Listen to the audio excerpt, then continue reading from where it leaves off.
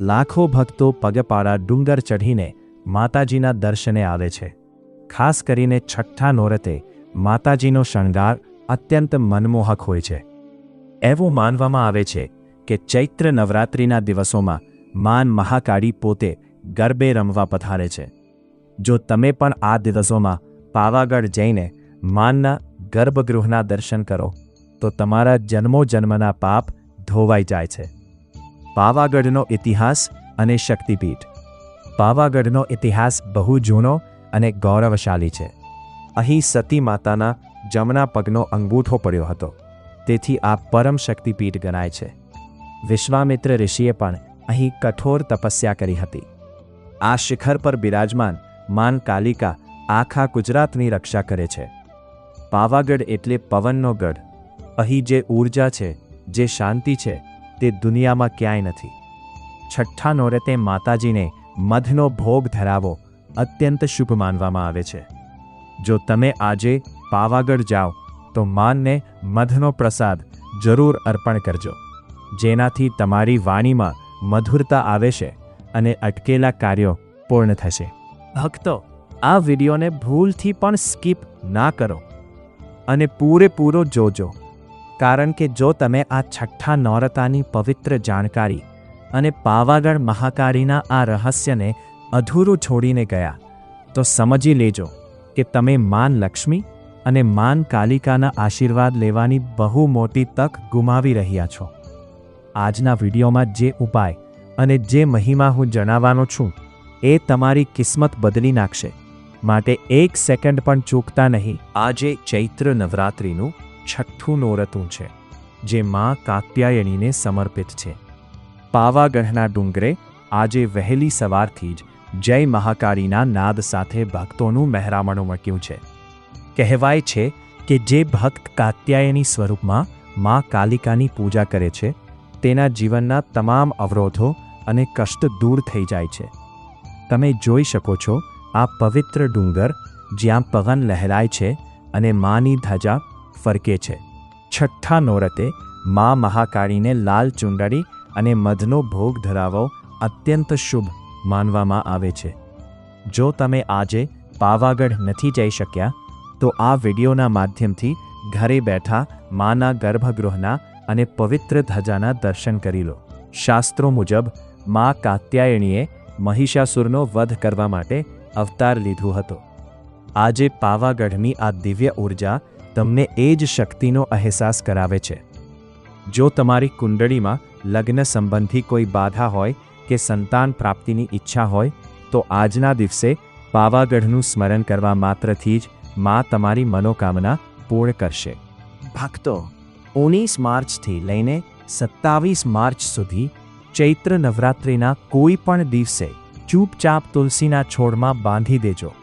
આ એક વસ્તુ તો પૈસા ગણતા ગણતા થાકી જશો, રાતોરાત ધનવાન બની જશો. નમસ્કાર મિત્રો, ફરી એકવાર ધર્મવાસ્તુ ચેનલ પર તમારું સ્વાગત છે એક નવી વિડીયો સાથે.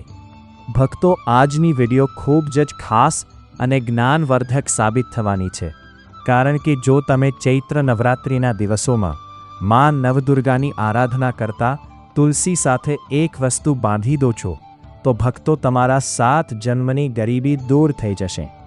હિન્દુ ધર્મમાં દર વર્ષે ઘણા તહેવારો આવે છે. આપણે ઘણા પર્વોને ખુશીઓથી ઉજવીએ છીએ, પરંતુ કેટલાક ખાસ પર્વો એવા હોય છે જેને અત્યંત શુભ માનવામાં આવે છે. જેને ખૂબ ચમત્કારિક માનવામાં આવે છે.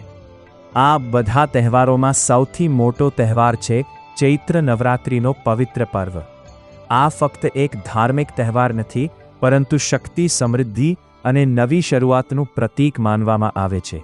એવું કહેવાય છે કે જે વ્યક્તિ ચૈત્ર નવરાત્રિના 9 દિવસોમાં સાચા મનથી મા દુર્ગાની પૂજા કરે છે, તેના જીવનની બધી મુશ્કેલીઓ ધીમે ધીમે દૂર થવા લાગે છે.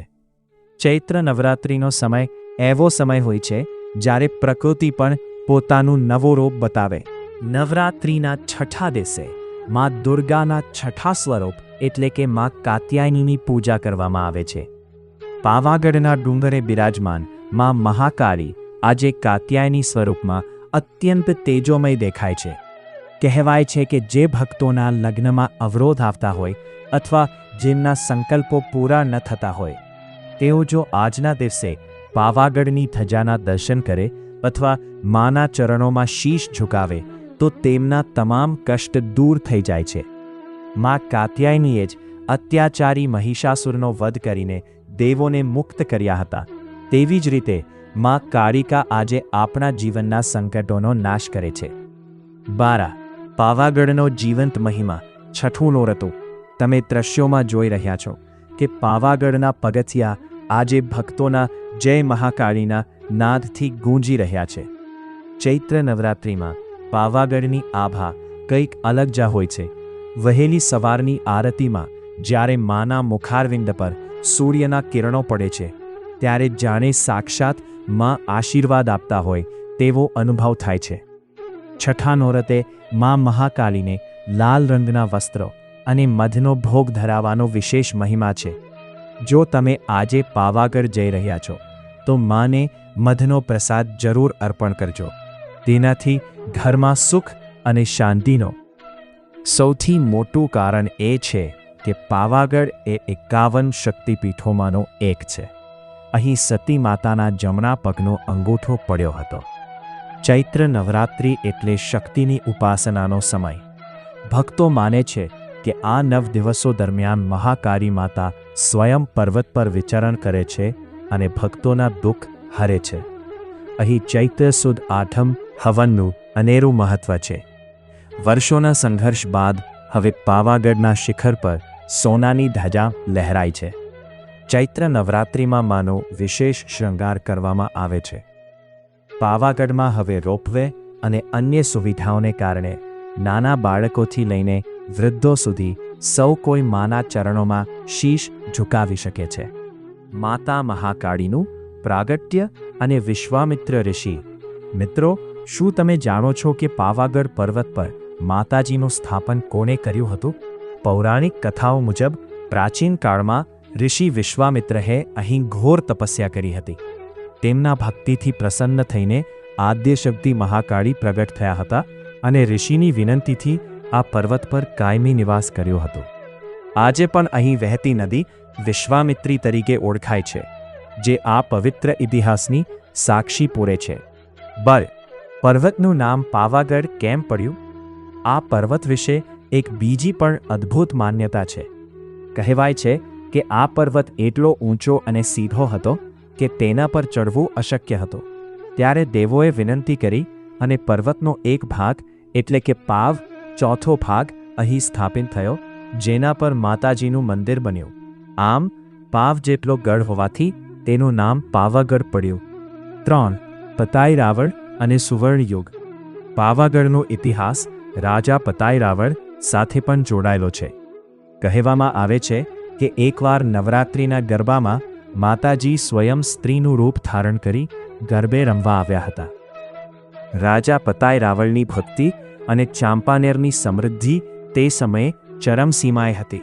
આજે પણ ચાંપાનેરના કિલ્લા. ચૈત્ર નવરાત્રિમાં ભક્તો માત્ર દર્શન કરવા નથી આવતા, પણ પોતાની બાધા આખડી પૂરી કરવા આવે છે. કોઈ નાના બાળકને લઈને આવે છે, તો કોઈ સુખ શાંતિની માનતા લઈને.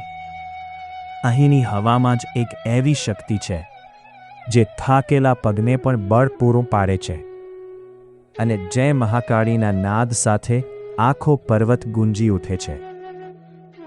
ઋષિ વિશ્વામિત્ર અને પવિત્રતા. પાવાગઢની પવિત્રતા પાછળ હજારો વર્ષ જૂનો ઇતિહાસ છે. કહેવાય છે કે ત્રેતાયુગમાં મહાન ઋષિ વિશ્વામિત્રે આ પર્વત પર વર્ષો સુધી કઠોર તપસ્યા કરી હતી.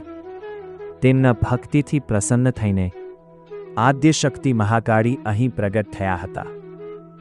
પર્વત પરથી વહેતી વિશ્વામિત્રી નદી આજે પણ એ તપસ્યાની સાક્ષી પૂરે છે. આ જ કારણ છે કે ચૈત્ર નવરાત્રિમાં અહીં સાધના કરવાનું અનેરું ફળ મળે છે. માતા મહાકાળીનું પ્રાગટ્ય અને વિશ્વામિત્ર ઋષિ. મિત્રો, શું તમે જાણો છો કે પાવાગઢ પર્વત પર માતાજીનું સ્થાપન કોણે કર્યું હતું? પૌરાણિક કથાઓ મુજબ પ્રાચીન કાળમાં ઋષિ વિશ્વામિત્રએ અહીં ઘોર તપસ્યા કરી હતી. તેમના ભક્તિથી પ્રસન્ન થઈને આદ્યશક્તિ મહાકાળી પ્રગટ થયા હતા અને ઋષિની વિનંતીથી આ પર્વત પર કાયમી નિવાસ કર્યો હતો. આજે પણ અહીં વહેતી નદી વિશ્વામિત્રી તરીકે ઓળખાય છે, જે આ પવિત્ર ઇતિહાસની સાક્ષી પૂરે છે. પર્વતનું નામ પાવાગઢ કેમ પડ્યું? આ પર્વત વિશે એક બીજી પણ અદ્ભુત માન્યતા છે. કહેવાય છે કે આ પર્વત એટલો ઊંચો અને સીધો હતો કે તેના પર ચડવું અશક્ય હતું. ત્યારે દેવોએ વિનંતી કરી અને પર્વતનો એક ભાગ એટલે કે પાવ, ચોથો ભાગ અહીં સ્થાપિત થયો, જેના પર માતાજીનું મંદિર બન્યું. આમ પાવ જેટલો ગઢ હોવાથી તેનું નામ પાવાગઢ પડ્યું. 3. પતાઈ રાવળ અને સુવર્ણયુગ. પાવાગઢનો ઇતિહાસ રાજા પતાઈ રાવળ સાથે પણ જોડાયેલો છે. કહેવામાં આવે છે કે એકવાર નવરાત્રિના ગરબામાં માતાજી સ્વયં સ્ત્રીનું રૂપ ધારણ કરી ગરબે રમવા આવ્યા હતા. રાજા પતાઈ રાવળની ભક્તિ અને ચાંપાનેરની સમૃદ્ધિ તે સમયે ચરમસીમાએ હતી. આજે પણ ચાંપાનેરના કિલ્લા. નમસ્કાર મિત્રો, ચૈત્ર નવરાત્રિનો પાવન ઉત્સવ ચાલી રહ્યો છે અને આજે આપણે વાત કરીશું ગુજરાતના હૃદય સમાન પંચમહાલ જિલ્લાનો પહેલો હાથમાં આવેલા પવિત્ર શક્તિપીઠ પાવાગઢ વિશે, જ્યાં સાક્ષાત મા મહાકાળી બિરાજમાન છે. પાવાગઢનો ઇતિહાસ ઘણો પ્રાચીન અને રોમાંચક છે. પૌરાણિક માન્યતા મુજબ જ્યારે ભગવાન વિષ્ણુએ માતા સતીના પાર્થિવ દેહના 51 ટુકડા કર્યા હતા, ત્યારે માતાનો જમણા પગનો અંગૂઠો અહીં પડ્યો હતો. તેથી જ આ સ્થાન એક સિદ્ધ શક્તિપીઠ ગણાય છે. નામનું રહસ્ય. પાવાગઢ એટલે કે પાવગઢ.